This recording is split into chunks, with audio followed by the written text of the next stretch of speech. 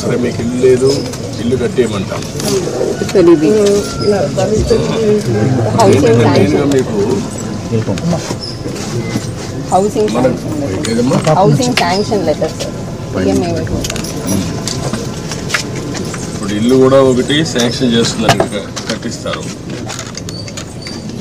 ఆయన పాములు సార్ ఆయన పేరు మీద వచ్చింది.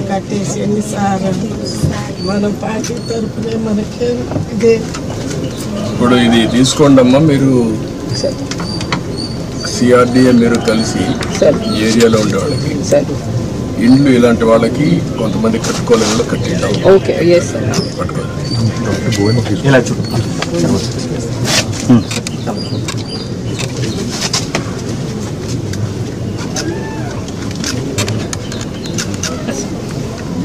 మనకి డీటెయిల్స్ ఏంటనేది సార్.